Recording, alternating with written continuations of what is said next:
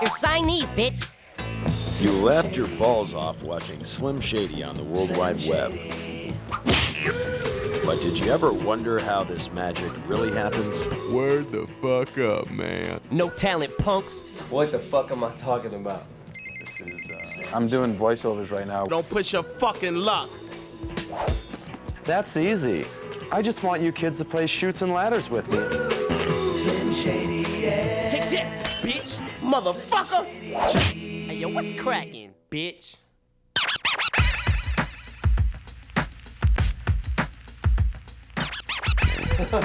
All right. It's really about Eminem, and there's a lot of sides to him. What? We thought it'd be a shame for the world not to see, or at least his fans not to see, because the rest of the world doesn't give a fuck. Yo, Marshall, I'm telling you for the last time, you sweat these bitches like this, they're just gonna play you. MTV came to me and M and said, we think you guys could come up with something. We think you could come up with a show. I have a huge deal. Give me a call.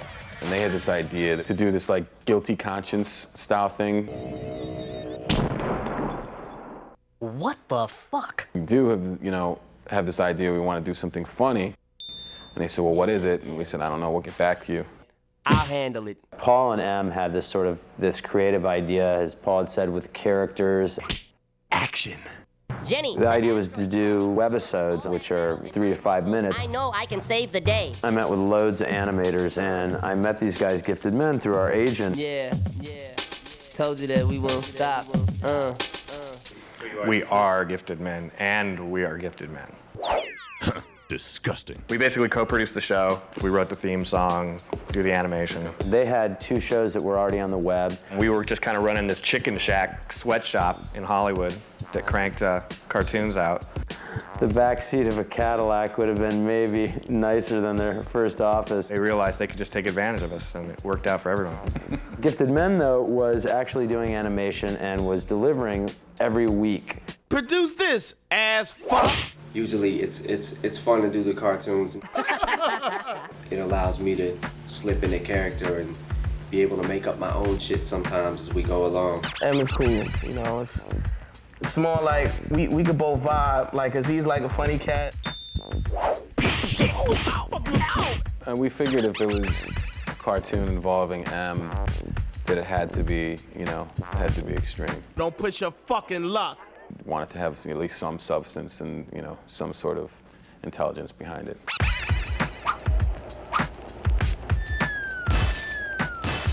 We wanted it sort of to be like a dysfunctional Happy Days. We actually went through a slew of different writers, and, it had to be high-quality stuff. Matt got it and knew what we were trying to do with it. That's the price of initiation, my man. This was really an opportunity to vent a little, and to get crazy. Damn, suck this cock, ho. Also to do something funny. I gotta meet Charlie Sheen and Max and Snitches. So I jumped at the opportunity. We locked him up in a room until he was done, and we paid him very little. But we're bigger than him. Check it out, trick. Just in case you give a shit, here's how they really do it.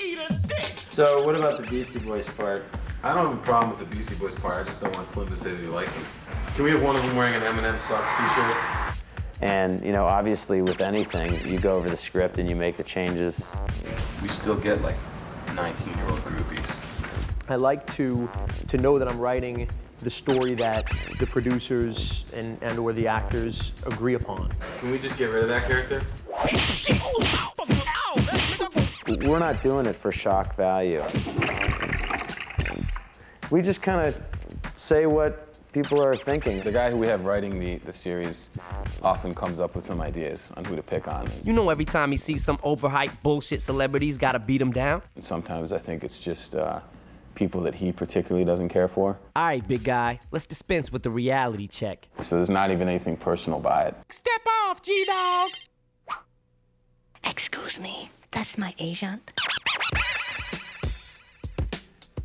The Big D character is based on just like a school bully, and I don't think it's one school bully in particular. Big D's the kind of guy where you just see him in the street, he sees someone in the street, and we'll just step to them and give him his peace of mind. Ken Kniff is just, the funny gay character. Kniff is primarily, he's the point guard through which the offense is run for the plot. Susan is just like based on sort of cute alternative chick who dyes her hair purple. You know, Dave is the stoner kid. And Marshall is based on the pre-Eminem days, pre-rapping Marshall Mathers. Usually I do Marshall, I do Slim, I do Ken Kniff. He's adorable. I usually try like a lot of the guest little guest appearances and shit. I usually try them. If I can't get them, then somebody else will get them. I'm a jack of all trades, master of none. To do the voiceovers, I don't gotta get into character. Like, there's no like little ritual I go through or anything. It's not like I gotta sit there and amp myself to do it. You see the line and just run with it. He looks like a narc. Hold on, talk about what's on. He looks like a narc.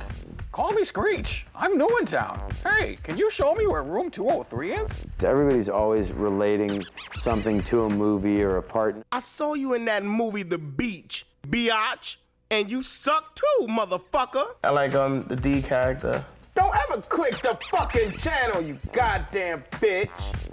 They do that with it. Man, don't ever click when you were doing that one. I do all kind of characters, but as far as, you know, how much they pay.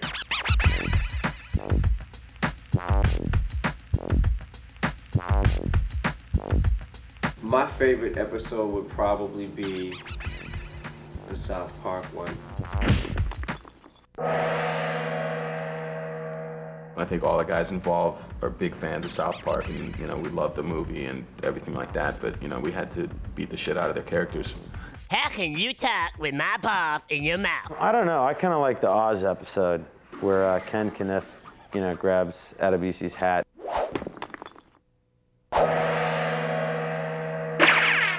When I beat up Maze. Yeah. Motherfucker, check it out, chick. You motherfucking bitch. I choke you with a chain. Eat a dick. And the Marshall dream sequence is a personal favorite.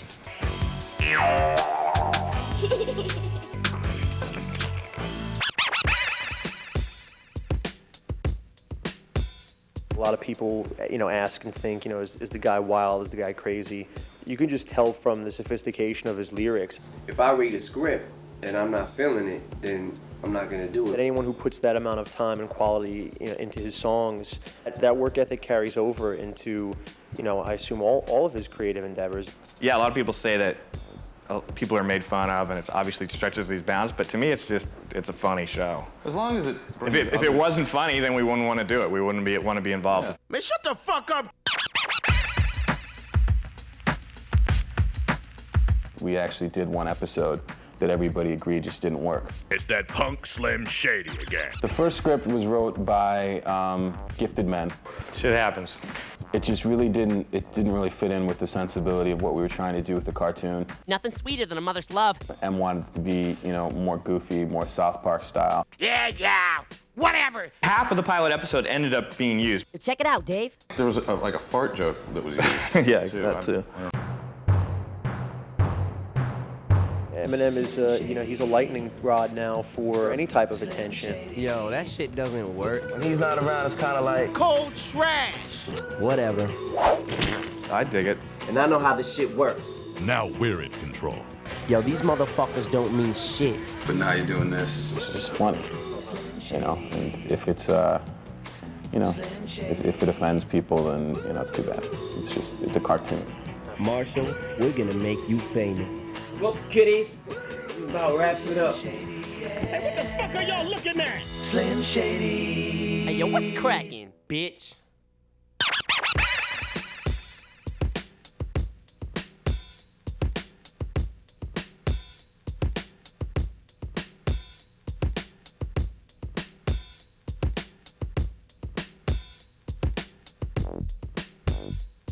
Wow.